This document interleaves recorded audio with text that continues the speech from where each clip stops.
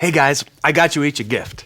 No way, Jesus, why? Awesome. Well, I just love you guys, so I wanted to get you something. So nice. Laura, you first. Oh, this is so exciting. Oh, will you look at this, a little 8-ounce can of Coke? This is perfect for me. I looked everywhere to find a gift for you, and this just seemed to fit. I love it. Drew? Yeah. Your turn. All right. No way, Jesus. Seriously? Oh, yeah. 20 ounces of Coke? Yeah, baby. Woo! This is awesome.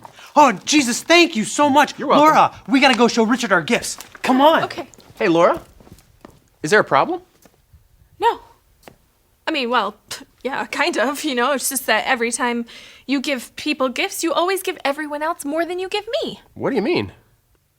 I mean, like, I open my gift and, oh, cute, 8 ounces. And then Drew opens his gift and, hello, 20 ounces. Oh, I know what you mean. Well, that gift is for Drew.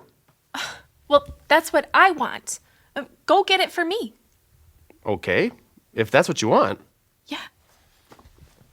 I got a liter. Whoa. I know it's 1 liter of God's sweet goodness. Jesus gave it to me. He did? Yes. Okay, you know what? You're going to meet somebody with a bigger bottle, and you are going to be so mad. Laura, check it out. I got an upgrade. Coke 3.0. That is awesome. I know. Well, isn't that just great? Yeah. Hey, Jesus, you rock. Yeah. Thanks, What Drew. is wrong with you? Why are you holding back your best from me? I gave you my best. Don't you see what's happening here? You're letting everyone else's gifts steal your joy. No, Jesus, you are stealing my joy by giving everyone else more than you give me. Laura, I picked this gift out for you. That's what I wanted you to see. I don't care.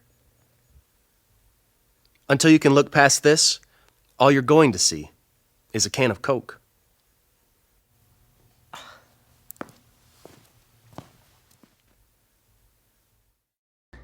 Hey, welcome back, family of Christ cross-training students, to our next online edition.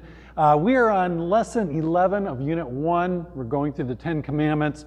Today we're going to focus on the 9th and 10th commandments. We've combined those two, they're similar. And we're going to look at this, the 2 commandments combined. You shall not covet your neighbor's possessions and relationships. So we're going to talk about coveting, wanting things that don't belong to us. This commandment oftentimes leads to other commandments being broken, and it is an important one for us to address, and God has given us this commandment for great purpose. You know, one of the great blessings that I've been able to do is go on mission trips to a number of different places, and for the past several years down to Mexico, helping to build homes with the Isleta Lutheran Mission, one of our mission partnerships.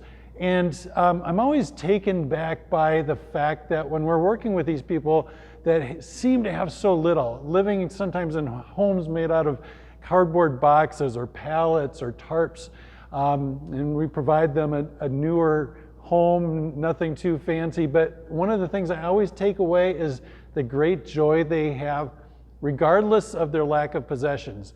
And here in the United States, we seem to associate joy and happiness with stuff, things that we possess, relationships that we have in terms of fulfilling our contentment. That is one of Satan's great lies and one of the ways that he really distorts God's truth.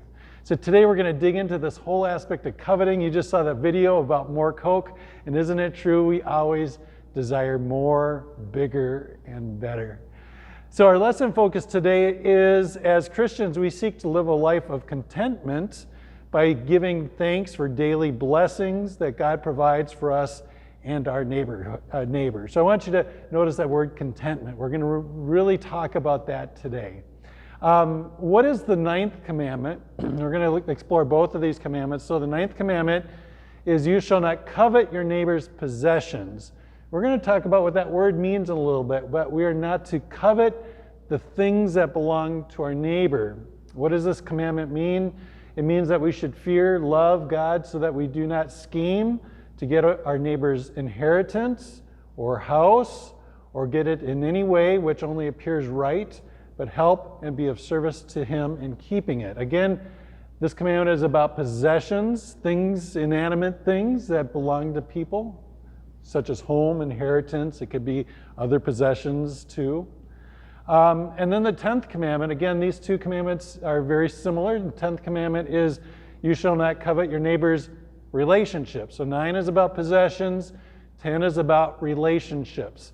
And what does this mean? It means we should fear and love God so that we do not entice or force away from our neighbor, his wife, workers, or animals, or turn them against him, but urge them to stay and do their duty. So probably in today's term, we might think of, friends, boyfriends, girlfriends, husbands, wives, workers in a company, that we don't try to pull away workers from other people, but we encourage them to stay loyal and do their duty. So again, 9 is about possessions, 10 on relationships. So the question then is, what is coveting? And maybe you're familiar with that term, but we'll define it here a little bit. James 4 says this: what causes quarrels and what causes fights among you? Is it not this, that your passions are at war with you? You desire and you do not have, so you murder. You covet and you cannot obtain, so you fight and quarrel. You do not have because you do not ask. And so again, like I mentioned, coveting oftentimes leads to other things. It oftentimes can lead to stealing, to fighting, to many other violations of the different commandments. So what is coveting? Coveting simply is the sinful desire to acquire anything, any person or inanimate object that belongs to our neighbor. It also is the desire to draw away from our neighbor anyone who is important to our neighbor. Again, possessions and relationships. So coveting is a sinful desire to acquire something that doesn't belong to us.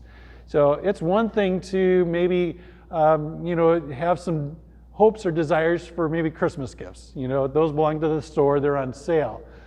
But when we begin to want something specifically that belongs to our neighbor, we want our neighbor's phone, we want our neighbor's house. Now that's desiring something that we don't have right to or possession of. And so it is an unhealthy desire for things that do not belong to us. Hopefully that answers that question. So what is coveting? Number 4, how do we break the 9th and 10th commandments? So A is by plotting to acquire our neighbor's possessions. So plotting again is like scheming and working out a plan to acquire them in dishonest ways. We break the 9th and 10th commandment by plotting, again, to lure away our neighbor's friends, spouse, or employees, and that's relationships. And that might be, get into like drama in your school that might be intended to either fraction or hurt other people's friendships, maybe with the intent to gain your friendship from them. Those are all examples. Number 5 asks, how do we keep the 9th and 10th commandment? So again, what are the things we shouldn't do? These are things that we ought to do. Hebrews 13, 5 and 6 says, keep your life free from the love of money and be content with what you have. For he has said, I will never leave you or forsake you.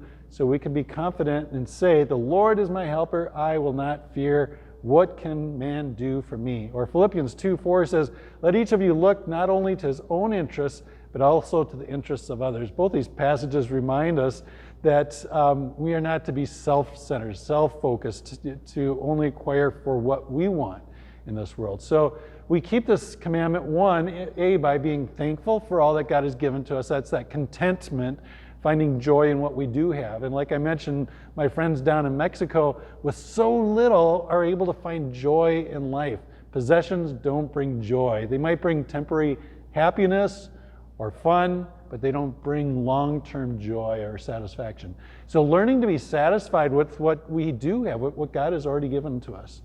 B is by helping others retain what God has given to them and encouraging their spouses and workers to remain faithful and loyal. So we are, as Christians, we are to work in the lives of people to develop strong relationships, that we are called to help them protect what they do have and possess, to assist with those things, and help their relationships to stay strong and secure. Number 6 asks the question, how are we tempted to be dissatisfied with what we have? So where does this come from? Where does this sense of we need more to be happy, where does that come from? Well, there's a lot of, ultimately, the author of all evil and of all sin is Satan himself. But Satan uses these different things, such as peer pressure and even advertising, often encourage us to be dissatisfied with what we have. We crave other things in order to keep up appearance or look for happiness and satisfaction in something new. It is so easy to get caught up in the cycle of wanting to have more, to try to be like our friends and our neighbors, to have what they have, to desire these different things. And even like I said, our advertising, you watch on TV, advertising really helps us to feel that sense of being less than, or we're missing out on something when we don't have a particular item. They use that as a sales technique. So we just acknowledge that, we're aware of that, we don't let those things influence our desires or our desire to covet from other people, but being mindful of those things and guard our heart against them. And then finally, question number 7 is, all wanting, desiring, and ambition sinful? And that's a really good question. It might think, so Mr. Pete, are we not supposed to want anything in life? And look what Philippians 4 verse 8 says. Finally, brothers, whatever is true, whatever is honorable, whatever is just, whatever is pure, whatever is lovely, whatever is commendable, if there is any excellence, if there's anything worthy of praise, think about these things. And so God does encourage us to embrace this beautiful world that He's given to us, the opportunities that are in it, and the opportunities that we have in relationships, and the many blessings that He provides for us. Again, coveting is when we start to desire what belongs to somebody else. Coveting also desires with our contentment when we find a sense of lack of joy because we're missing out on something, finding true joy in Jesus and contentment. But to answer that, no. Again, is all wanting, desiring, or ambition sinful? It's not. God encourages us to seek His blessings of things such as food, shelter, good jobs, health, success, and so on for ourselves and for our family. And so God has blessed us with this amazing world and the resources in this world, and He wants us to enjoy those different gifts. Again, it's when we begin to desire what other people already possess. But to desire these things is certainly something that God has wired us to do. And we certainly can enjoy these gifts from God. All right, so final quotes for today. I love this one from Frida Pinto. She's an actress, and she says, all people, African, European, American, worry about being different. But I've learned that the traits we'd rush to get rid of are the very ones that others desire. People always covet what they don't have. Isn't that true? That's why we should look to ourselves every now and then and say, I'm proud of myself. I like the way I'm made. And isn't that true? As God has created us, that we celebrate who God created us to be and the gifts that He's given to us.